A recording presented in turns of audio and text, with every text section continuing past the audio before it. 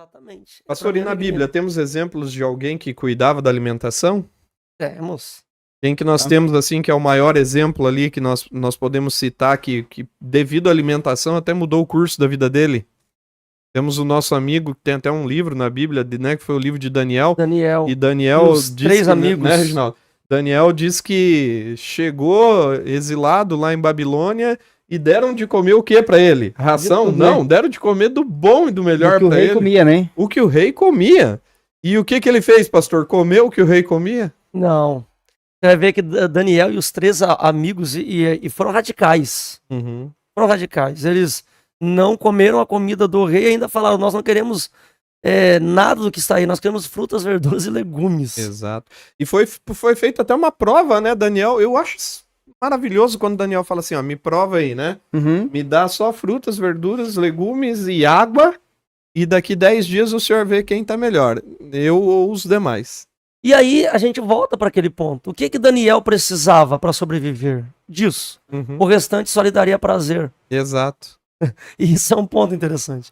E aí você vê que a alimentação e a fé, elas caminham juntas. Porque Daniel tem certeza absoluta do que vai acontecer dali a 10 dias.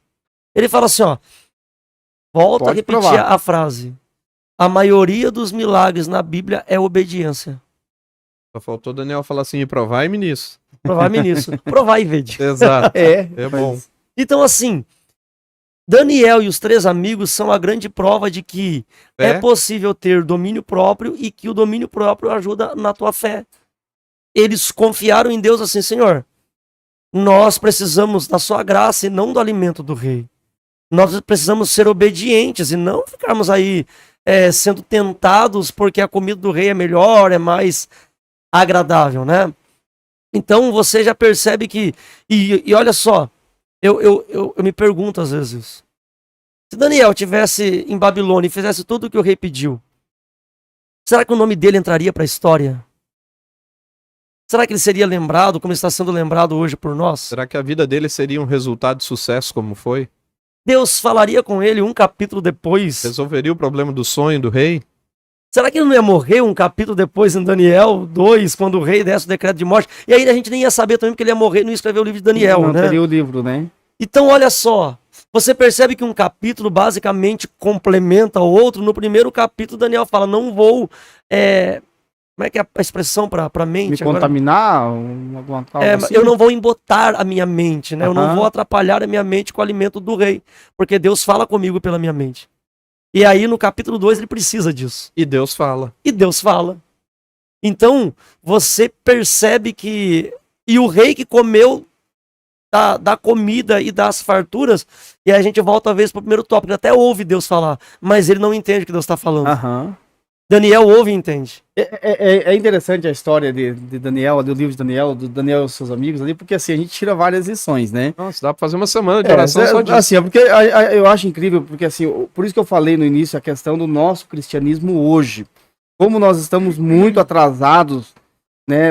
Embora nós temos 2000 anos de cristianismo, né? Parece que nós estamos vivendo o tempo mais delicado do cristianismo, porque assim, esses homens, quando chegam na Babilônia, eles chegam como escravos. Uma situação que eles não têm muito o que escolher, não. Escravo, não escolhe o que vai comer. Não sente muita fome, porque trabalha demais. Eles viajaram de longe para chegar até Babilônia. E agora eles chegam diante do superintendente do rei, e ali o rei, ele diz assim, olha, tá aqui o alimento de vocês. Aí ele olha, e agora, pessoal, o que nós vamos fazer? Qual é a nossa posição agora? A gente não come isso aqui, né? Mas o cara é o chefe daqui do pessoal aqui. E se ele conta pro rei, como é que vai ficar a nossa situação? Entende? Então, assim, e hoje nós temos várias condições, né, de poder ter uma vida saudável, mas a gente, às vezes, esbarra na nossa própria vontade, né? Porque daí, eu assim, não gosto de puxar sardinha pra ninguém, mas às vezes eu falo pra algumas pessoas que têm essa dificuldade, falam, irmão, poxa, mas eu tô lutando, eu não tô conseguindo. Aí eu falo, gente, se você tá lutando, você tá no caminho certo. Tá procurando melhorar. Bem-vindo ao clube. O problema é quando eu não quero mudança na minha vida. E quando eu não aceito. Porque assim, quando a pessoa diz pra mim assim, Leone, não, poxa, eu quero mudar, eu tô tentando tal, eu vou entender o quê? Daniel e seus amigos, eles eram acostumados a uma dieta. Nós, infelizmente, fomos inseridos num outro contexto diferente. Então, por exemplo, eu fui criado numa casa onde que se comia de tudo, se bebia de tudo, fazia o que dava na telha. E que nada era errado. Ou seja, o meu paladar se acostumou com aquilo. E eu tenho muito mais dificuldade para abandonar algo do que Daniel da época. Lógico, não tô, aquilo que eu disse, não é tentar dizer que não vai dar certo. Que não vai dar certo. Mas é na questão assim, gente, poxa, se eu pedir a força de Deus, Deus vai me dar força e eu vou conseguir vencer, né? Porque eles conseguiram vencer. Né? Então, assim, eu tento colocar um limite ali para as pessoas não ficarem muito assustadas, né? Poxa, mas agora eu não consigo. Lógico, a gente foi inserido num... Por exemplo, o povo de Israel, quando sai do Egito, eles levam um certo tempo para conseguir parar com aquela ideia que eles tinham egípcias, né? Inclusive, eles levam alguns hábitos, alguns costumes dos egípcios, né? Então, assim, pra dentro de Israel. Pra dentro de Israel. Então, eu vejo isso, né? Às vezes a pessoa tá ali lutando, poxa, eu tô tentando parar com isso, eu tô tentando parar com aquilo, né? Então, assim, se a pessoa tá na luta, você tá batalhando, eu digo assim, você tá no caminho certo. Vai chegar um momento que você vai conseguir parar. Agora, se a pessoa diz assim, se Deus quiser me salvar, vai ter que ser assim. Vai ter que ser assim, aí eu acho que a pessoa tá equivocada. Eu acho que tem duas coisas muito importantes. A primeira é quão sincero é o meu pedido de forças para Deus. Porque às vezes a gente também fala, Senhor Deus, me dê força aí. Mas a gente só tá falando assim pra... Senhor Deus, meio só pra inglês ver, né? Exatamente, me dê... Porque Deus, ele vai me dar forças, mas eu preciso também, né? Fazer o esforço para não cair. E na questão de Daniel, eu acho que isso é um destaque muito interessante, é que assim, a nossa cultura, nós, os brasileiros aqui, nós somos muito condicionados a um contexto. Então, por exemplo, eu tô na condição de Daniel, não tenho muita opção para escolher e vou falar para Deus, Senhor Deus, olha, vou ter que comer aqui hoje, não tem jeito. É o que tem. Eu tô fora do meu país, eu não posso mais escolher o que eu vou comer, porque como que eu vou escolher? Se eu vou passar fome, o senhor quer que eu morra? O senhor não quer que eu morra, o senhor me ama. Você consegue entender? Às vezes, nós criamos um contexto para redimir e justificar o meu próprio pecado. Tem uma frase que fala assim, muito, eu usei esses dias na igreja, né? Muitas vezes nós lemos a Bíblia, né, pastor, como um advogado procurando uma brecha na lei e não como uma carta de um pai a um filho, né? É como um advogado procurando uma brecha na lei.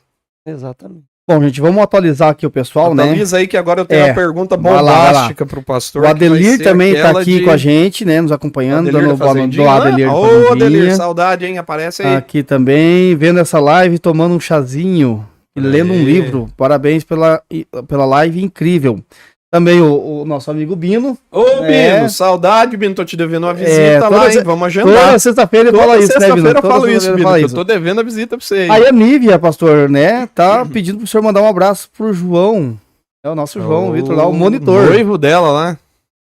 Vamos lá, né? Vou mandar um abraço pro João. Vejo ele todos os dias lá na escola, né? O João é gente boa, é um amigo aí de... João querido. De longa data, de longa data. Na verdade, desde o ano passado, né? Mas já é a longa data. Mim, já dá um já faz tempo. Parte da família, né? Já. Mais alguém aí? Não, por enquanto tá aqui, né? Pastor, agora vamos àquele ponto que... Como é que o Marco evangelista dizia que a gente tem que coçar onde tá coçando, né? Assim, o Marco... Como era o nome do evangelista? Marcos Tosta. Marcos Tosta, grande evangelista lá, que ele na Sul, ele falava assim que a gente tem que coçar onde tá coçando, né? E acho que todos que estão lá em casa assistindo o podcast, pastor, eles querem que a gente entre naquela parte, porque até agora nós falamos, né? Olha, Deus tem uns nãos, a espiritualidade tá envolvida na alimentação, né, Reginaldo?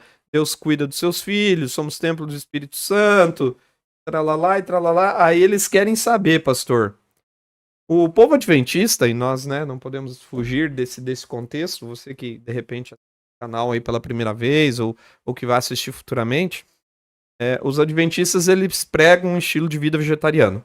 Apesar que eu bato muito de frente com isso, que não é só os adventistas, se você for na maioria dos médicos, eles pregam, os nutricionistas e médicos, uma grande parte deles pregam o vegetarianismo também, né? E nós somos conhecidos por ensinarmos o regime vegetariano.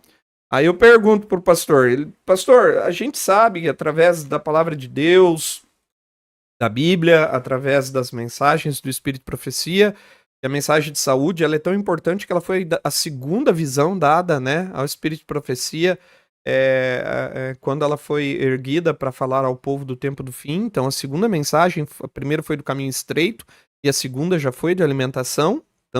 Tão importante né, essa mensagem. Então, afinal de contas, pastor Ivan, comer carne é pecado? E aí eu continuo, é ponto de salvação? Faz diferença na nossa vida e no nosso relacionamento espiritual comer carne? Agora você grave aí, anote, pegue seu caderninho, chame os amigos para sentar mais próximo para que nós possamos ouvir essa mensagem. Porque o que os adventistas apanham, né, pastor Ivan, por causa dessa mensagem, e a gente tem que esclarecer para o povo e para todos os irmãos realmente a questão da carne. É pecado comer carne? Isso atrapalha a nossa espiritualidade, sim ou não? A primeira resposta vai ser bem direta, mas aí a segunda eu vou elaborar um pouco mais. Não é pecado comer carne. Exato. Não é pecado. Ellen White não vai escrever que é pecado. Não vai escrever em nenhum momento. Hipótese alguma. Ela vai orientar para que o povo de Deus, na questão de saúde, e ela vai ter um texto de Ellen White, mas eu vou citar mais à frente. E tem um texto dela que para mim chave. Faz com que eu entenda todo o processo. Então, assim, comer carne não é pecado, essa é a primeira resposta direta. Eu vou para a segunda.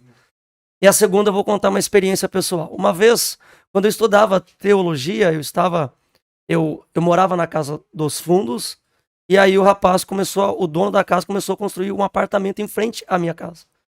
E o pedreiro que foi contratado para construir, o mestre de obras, ele não era adventista, não era. Só que o dono da casa pregava para ele. E ele estava meio assim já, não estava curtindo muito o dono da casa, que era um adventista, pregando para ele, principalmente sobre o sábado, porque ele ia para uma outra denominação e não acreditava no sábado. Aí, um dia eu estava chegando da faculdade, mochilinha nas costas, daí ele, você mora aí no fundo, você faz que curso? Eu falei, eu faço teologia. Então é com você mesmo que eu quero falar. Aí eu falei... Dá até um arrepio na espinha, né? O que ele vai falar, né? O que vem lá? Olha, eu gosto de vocês, eu acho que vocês... Mas essa ideia de sábado eu não consigo. Pra mim não tem sentido. Não engulo. Aí eu falei assim, por quê? Ele falou, não, porque eu não acho que eu vou me perder se eu trabalhar no sábado. E aí ele começou a falar que nós somos salvos pelas obras e todo aquele discurso. Eu escutei. E falei assim, eu concordo com tudo que você falou, mas eu tenho uma pergunta para te fazer. E ele falou, faz. Você só faz aquilo que te salva? Se Deus te pedisse qualquer coisa, mas dissesse que isso não é ponto de salvação, você não faria porque não é ponto de salvação? Ou você faria porque você ama Cristo, independente se ele vai te salvar por isso ou não? E aí ele parou. E aí eu falei, agora que ele se perdeu é a minha chance. Agora é onde eu... Aí eu olhei para ele assim, sabe, meu sonho é que os cristãos comecem a obedecer a Cristo, não porque é ponto de salvação a obediência, mas por amor. Mas por amor, porque foi entregue. Aí eu falei para ele, sábado não salva, mas eu escolhi passar o sábado ao lado de Cristo, independente se isso conta pontos para minha salvação ou não. Exato. Então, por que eu disse, comer carne não é pecado, então você não pode pegar ali seu bifinho ali e dizer nossa, estou em pecado, estou em dívida com Deus. Não. Mas Deus tem uma mensagem de saúde. E nem sempre, e é isso que eu digo, só porque não é pecado, eu preciso continuar fazendo isso por muito tempo? Exato. Esse é o grande ponto. A gente não pode se prender àquilo que é ponto de salvação apenas ou não. Mas a gente precisa entender o seguinte, o que Deus espera pra minha vida com isso? Ele não vai me levar pro céu porque eu parei de comer carne e nem vai me tirar do céu porque eu como carne. Não, claro que não. Mas isso vai contribuir pra minha vida espiritual? Isso ajuda no meu crescimento? E aí eu volto com o texto de Ellen White, que eu não sei se tem em português. Eu li em Manuscript Releases, é o nome desse livro dela. E Ellen White escreve bem assim, ó, que a carne, ela produz no homem algumas paixões pecaminosas. E ela escreve bem assim, ó, algumas pessoas, enquanto comerem carne, não conseguirão vencer alguns pecados. Exato. Por isso, meu querido, isso daí você tem que gravar no seu coração. O pastor falou como eu digo, é sensacional, né, Reginaldo? Comer carne não é pecado, meu querido. Não é pecado, não é ponto de salvação. Mas o efeito da carne sobre o teu organismo vai te prejudicar em algumas tomadas de decisão. Isso com certeza, né?